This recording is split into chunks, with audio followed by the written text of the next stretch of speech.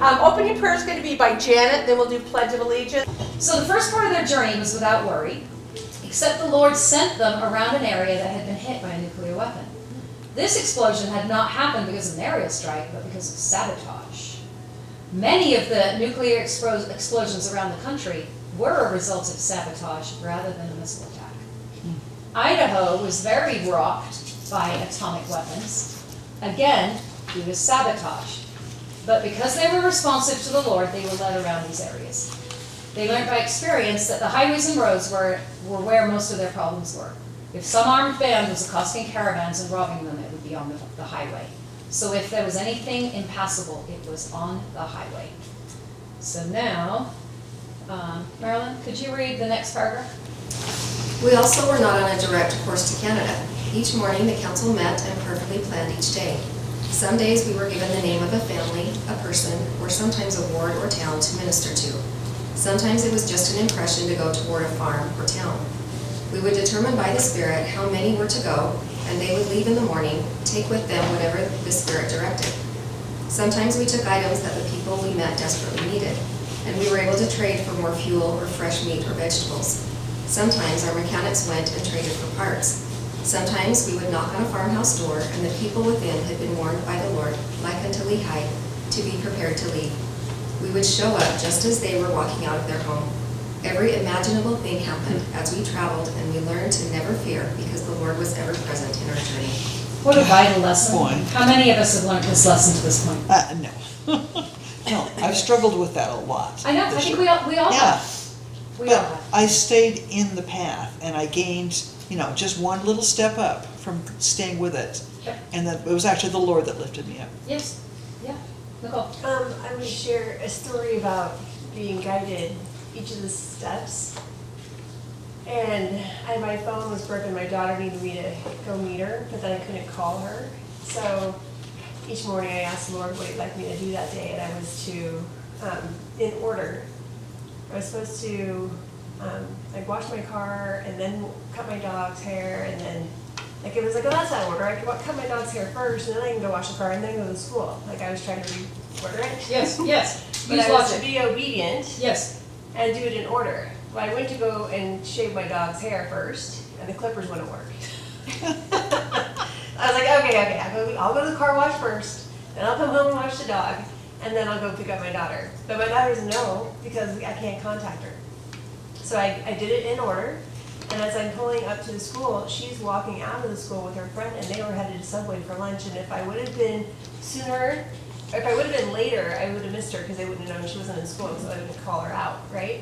And so it's a testament to see of being obedient in the order in which the Lord counsels it. Yes. So that it can play out beautifully. Yes. It's a perfect story, and I think that happens to all of us with very mundane things like washing a dog and washing a car. Yeah, exactly. And yet it's preparing us to have faith in leaving the cow and taking the spare parts. So then he talks about the gifts of the Spirit, which is beautiful. Kathy, will you read this one? The power of the priesthood was manifest often in healings and other miracles. Not everyone had the same gifts. We found that some had great faith to heal and others to prophesy. Even children and teens had their gifts, and we embraced all that came from God. There were those among us who had an ability I had not seen before, which was the ability to speak and teach with so much power that even our enemies were pacified, and their hearts were softened toward us. This convincing gift did not flow from powerful oratory or long and mighty speaking. Their words were just softly spoken, mostly without eloquence, but what they said could not be disbelieved, even or when their gift was manifest. We found this to be a mighty gift and reserved it to those times when the Lord sanctioned its use, usually when we were trapped and had no other way to continue our journey. So I love that part that says the convincing gift did not flow from powerful oratory or long and mighty speaking. Those that can do that, think about it in our world today. Yeah. Who's inspiring them? Yeah. Some of our best orators, I can think of a past president who was really good at this. But we can think a lot of them. It seems like the adversary has gifts to give too, and he tends to give this. A soft answer turneth away wrath. Yeah, but this one is saying it's not even eloquent. Yeah. No, I'm just saying, a Yes, soft no, answer with the Spirit, you know, Yes, with the and- Spirit. and Yes. not with a lot of forceful oratory. Exactly, it might not be eloquent, but when the Spirit is there, you Yeah. know. That's very much like a gift of missionaries, you know, when they settle into it. Yes. Yeah. I mean, let's be honest, 19-year-old boys. Or I mean, it's 18-year-old. illogical, isn't it? Yeah, it Completely is. illogical, except the Lord knows exactly what he's doing. The Lord will thresh the nations with weak things. Yes, exactly. So he says that his gift grew along with the rest of the company. But remember, I think there's only 2 translated beings in his company. Or did he say there was 20? Something like that. Something- I can't No, he remember. said 2. 2, him and another girl. He didn't even Yeah, specify his gifts that are still yet. developing. So do we think, oh, translation, end goal? No. Translation's beginning of the next stage here. It's just protection to get through what's coming. Yes, exactly. And so he says, many of us develop the ability to read the hearts of men. Do you know we can have that now? We can have that now if we ask for it. They often met other caravans, and when we looked at them, we instantly knew their intent. We knew their needs, we knew how to reply, and we knew when they were lying to us. As we left to talk with them, we were often told by the Spirit what to bring with us to trade with them. Since we were in Idaho, we found a lot of good Latter-day Saints trying to make their way to Salt Lake City or another place, trying to find family that they didn't know where they were, or even simply trying to journey to Missouri. They would feed them, share provisions with them. Sometimes we urged them to return to their homes and build Zion where they were. So there you go. That would have been led by the Spirit. Stay here and build Zion where you are. Sometimes, he didn't say that. He said, sorry, that was me. Then he says that they rarely followed our counsel. That is interesting. And then he says, I really don't know what happened to them. But in most of these chance encounters, we're not with people we were directed to gather. We were sent to those who we gathered. We went to their homes, their cities, to their farms, under the guidance of God. But we went to them. Can I tell a brief story? Yeah. Gosh, 10 or 12 years ago, I was visiting teaching with a woman in my ward up in Idaho. Very faithful young mom. And we just had a really great conversation. But I was into preparedness, and she was very faithful, but I woke her up about the need to prepare further. And I told her about the adversities that were coming, etc., and that we might have to gather in places of safety. And the next time I went to visit her, she'd had a dream where young men with a big truck came to help them out of their homes and take them to safety. Really? Does that line up with this or not? And she went Wow. on to be, really into preparedness, etc. Wow, that's cool. Isn't that cool? Yeah, that is really cool. So now let's talk for a second about build Zion where you are, because most of the class today has been like, you need to leave, you need to go. But not for everybody. So when they first entered a city, they would go to the local leaders of each town. And usually the leaders would ask them to have a fireside. And this was how the Lord was advancing the work. They updated the view of the work of the latter days, and they gave correct vision of the unfolding strength of the Latter-day Kingdom in their firesides. If the Spirit told them to, they said who they were and what their mission was. The convincing power of God would move some of them to join them, and they welcomed them with open arms. However, much more often we taught them to continue to build Zion where they were, and to prepare themselves spiritually to receive the Lord when He came. Wow, polar opposite experience. Marilyn Light. Yes, Can you read this next 2 paragraphs? You can read it from your book or from the screen. most of the local leaders. So- Yes, please. Most leaders we met already understood that they were to gather where they were and to make holy the ground upon which they presently stood. Their gathering place was there or somewhere nearby.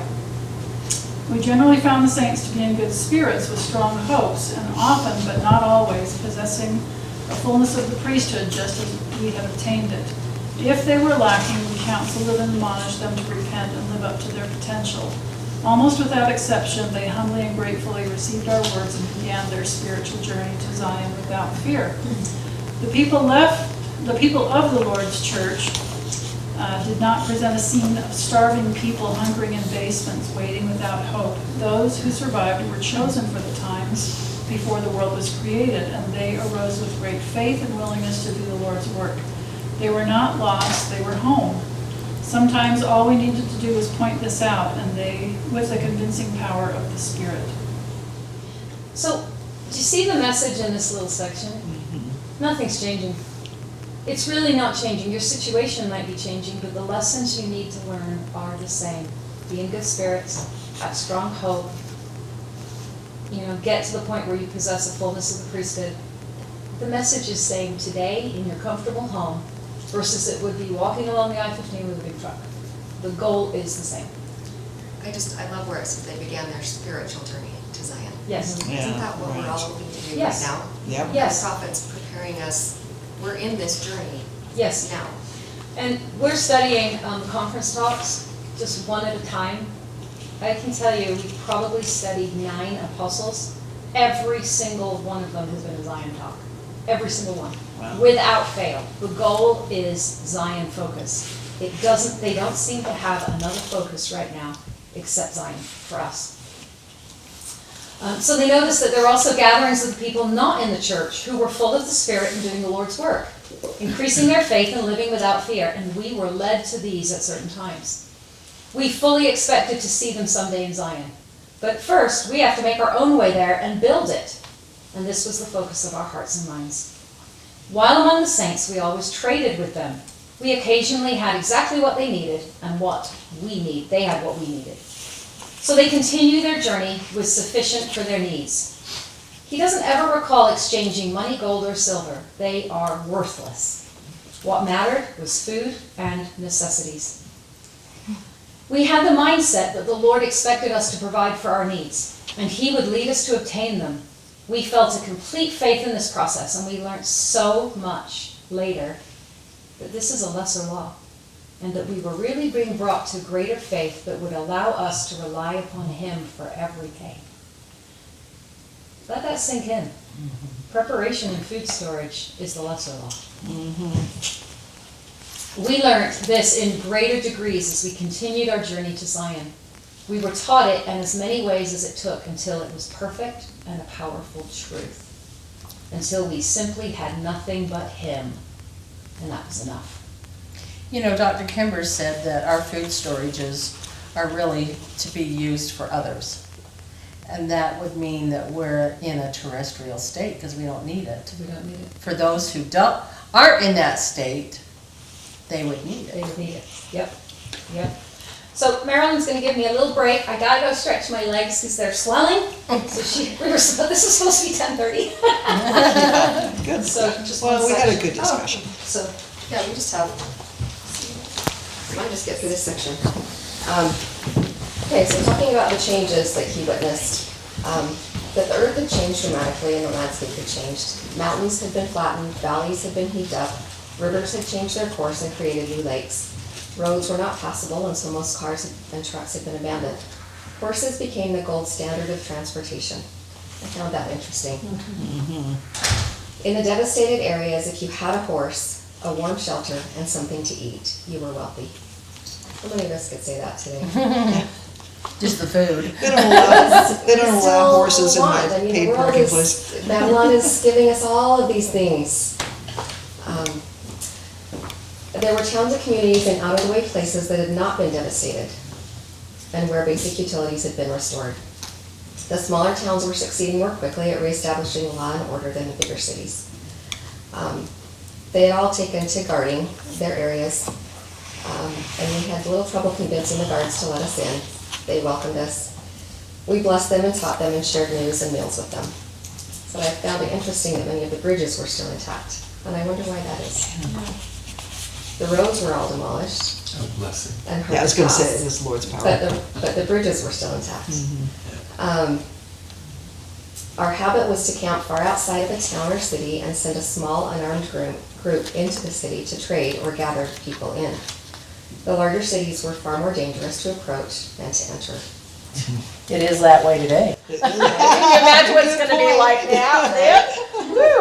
I'm not, yeah, it is in here, I'll look it. And our groups always returned with what they needed. I thought that was so interesting. You send them out and the faith that, okay, we're running low on supplies or whatever it is. Well, it's like retrieving the plates of Laban. That's a really good point. Yeah, same thing. Yeah. They also returned with stories of miraculous interventions where the Lord had preserved them and provided the object of their mission, just like you said, those plates.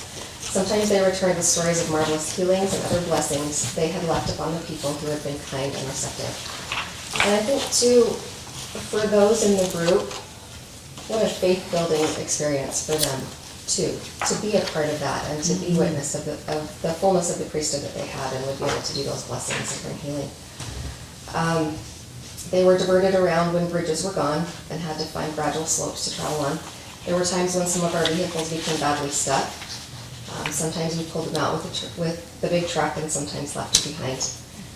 If a vehicle broke, our mechanics fixed it with parts we had or we left it behind. There was little fuel and nearly half the population was before. That's the point. Do we really understand? There's all of this going on with about half the population that's here right now. But they all have the skills That's that going we to be need. daunting. Yeah. But those who weren't there were taken to the spirit world and would be at whatever level, that they had progressed to.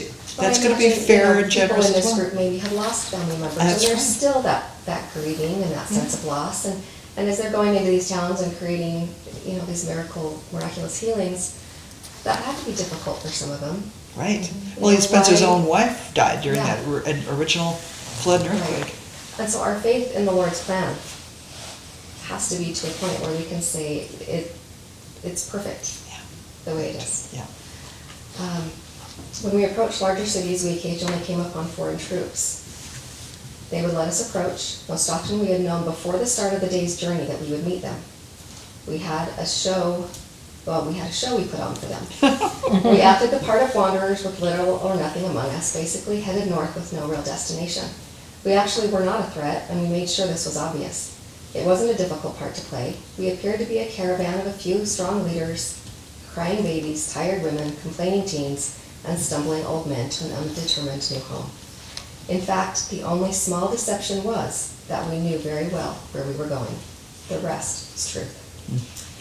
The odd thing was that they never questioned where we had gotten our big truck. This is one of the things that I've heard from people who've had visions and dreams, is there are times when things seem hidden. And That's what, as soon as you said that, I went, Yeah, 'cause he God was puts a explaining- dome over these cities that Right. they Yeah. can't see. And they could do it in Could smaller they ways. not see the They big said truck? when they got the Well, no, big truck it that says they searched saw it. there was writing on the side, and they couldn't understand the writing. Well, and they It even was foreign searched it, writing. but they Yeah. didn't recognize it. And they would search it, but it seemed almost invisible to them. Yeah. Very interesting, the power of the Lord.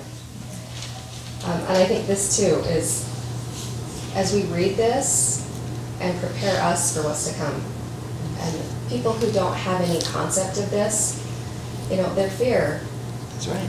could be,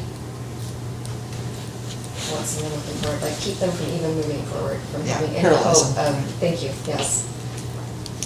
Well, we also think, and I think we all fall into this occasionally, that we have to fight these things with our own powers, with human powers. The message here is that the Lord will provide His protection and guidance on how to proceed and how to act. It isn't that the Lord does everything for us, but they were inspired on how to act and put on this show for the foreign troops. And even in the morning before they left, they knew who they'd run into Yeah.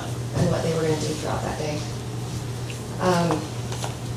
So the foreign troops were rough and authoritative, but not hostile at this point. They would show them their hunting rifles. They never hit them, but the troops didn't care about hunting rifles. So we never fired those weapons at people. If we were approached by a hostile group, sometimes we would display them as a show of force and they would leave us alone. But they never fired them unless it was to obtain food. As time progressed, we ceased killing game for food because it no longer felt necessary. We went up through Idaho in a zigzag fashion. Our group was growing in size with more mouths to feed. But our biggest effort was in teaching those who had joined us. Everybody had a job and everybody worked unselfishly. Even the teens and youth worked hard, sometimes after a little complaining. This goes to show too that we're not going to be different people. That's right. Yeah. Even though our faith may have grown and our abilities and powers in the priesthood will have grown, but our personalities are still the same. And I'll be a complaining old lady.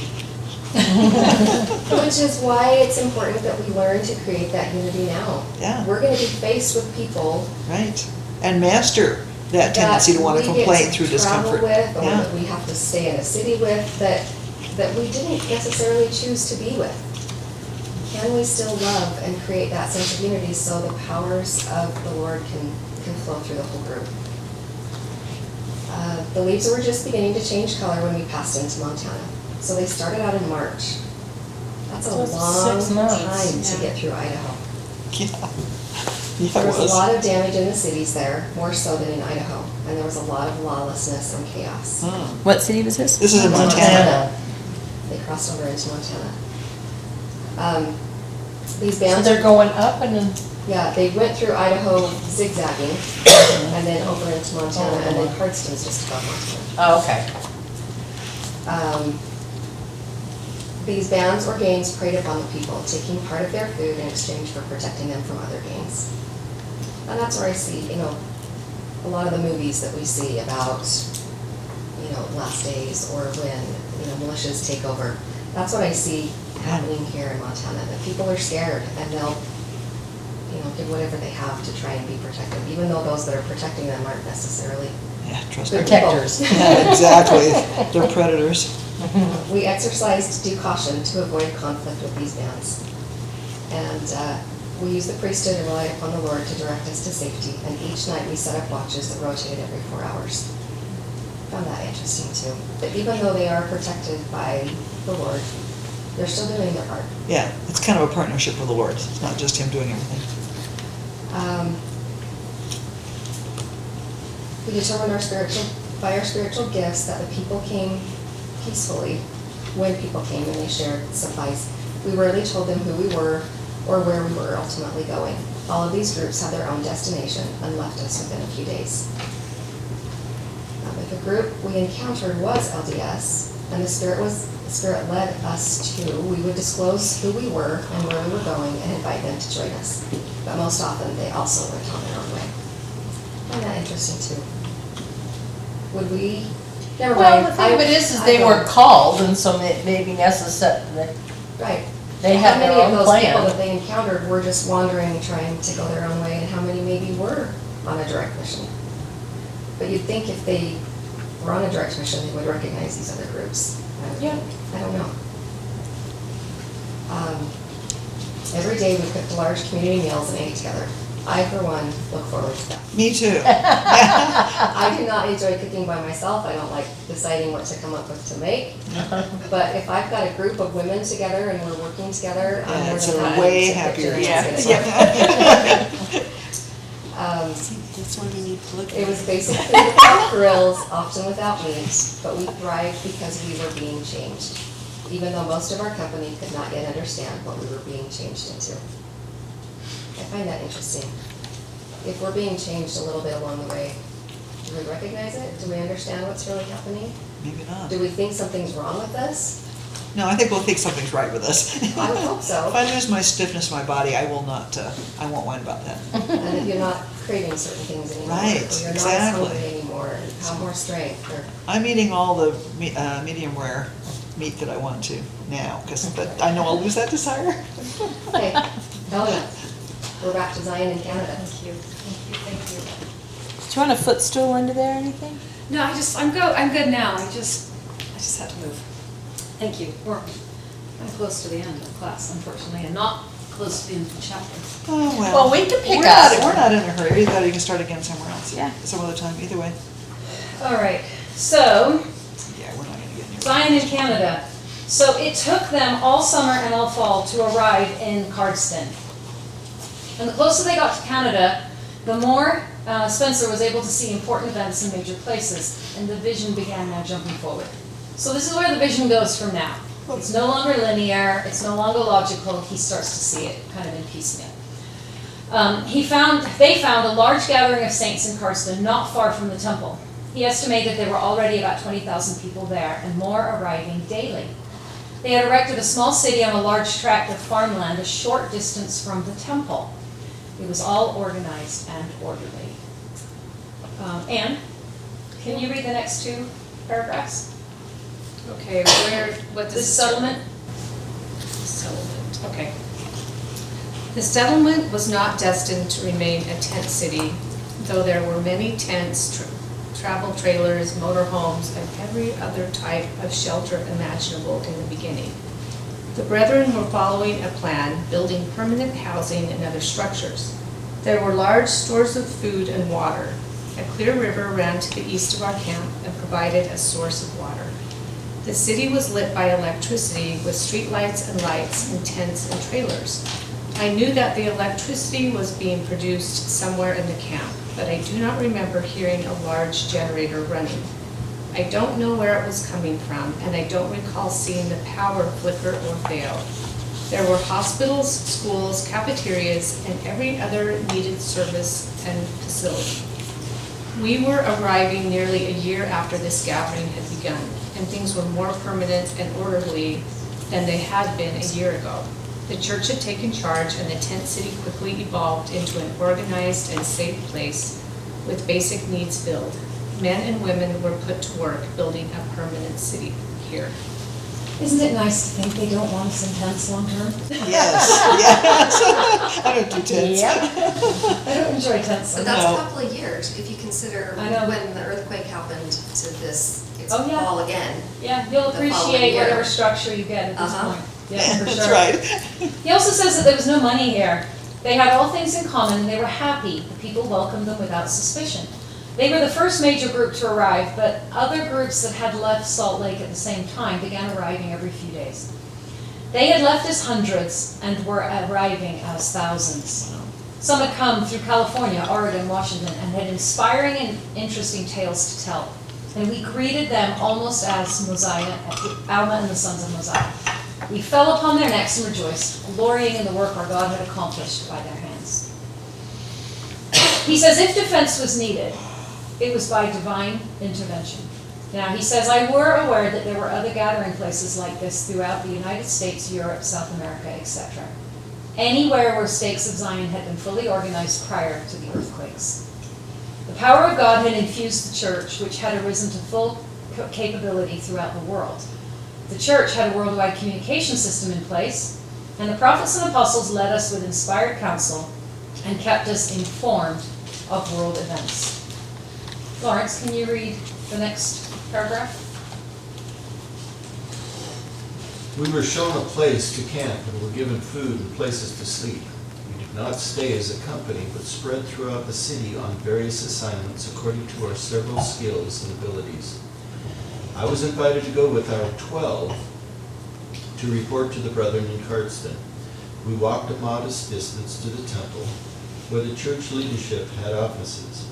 We were surprised, though perhaps we should not have been, when we met with 2 members of the quorum of the 12 apostles there in the church offices in Canada. What amazed us most was that they had not traveled with any of the companies, and there was no such thing as commercial transportation, nor any road system that connected us. They had arrived months ahead of us. How they had traveled here was unknown to anyone but themselves. It was never explained to us how they got there ahead of us, though years later, when we finally arrived in Zion, such things were commonplace and no longer surprising at all. So we know how they got there. Portals. Yeah. But right now they don't. They have absolutely no idea how they got there. And then at the very end of this is the only comment about Adamadayaman. And he says that, like we had heard about in Adamadayaman, I'm sorry, where are you when you the say? very last line in Paragraph in 64. that. Oh, here, Yeah. okay. It says they accepted Thank you. our, like we had heard about in Adamadayaman, they accepted our report and told us well done. So there's a slight implication here that That's- Adamadayaman is in the past. Right. And we do expect that. That's what will happen, when the keys are turned back in, the Savior will accept the report. And say, And it also lines up with, if we have the Antichrist ruling over us till just before Adamadayaman, then we're not gonna be having these great big movements of people. Exactly. Because we're gonna have too many, minions of the Antichrist stopping us. Yeah. So that's really his only mention in the whole book. Yeah, Right. so that tells you, he's leaving it out, doesn't mean he wasn't there, he just isn't including that whole experience. Yeah. Yeah. Well, remember, this is a vision. So he Right. wasn't anywhere. He's still here in Utah. No, I agree with you. Even but better. Okay, you're right, exactly. Yeah, But so he could may- very well be an Adam on their own. And it I would could imagine be he that would he, be. yeah, it could imagine that he had a vision about that even, that Yeah. the Lord told him, this is what we need to hear. Yeah, this was not-" written for us. Exactly. Exactly. So then they have, at the end of that fall, when all the companies had arrived, the two apostles say, we need a general conference. Do we want to stop here? Well, It's how much can 11:30. you? I don't know. It's just we have so many speakers. Oh, You know she's what I mean? on, she's July 19th. Oh, okay. She's pretty soon. Yeah, I mean, let's we finish this still- With another class. to But then we finish this have chapter We 9. need another whole class just to finish this chapter. No, there's like 30 pages to this chapter, so we mustn't be too hard on ourselves.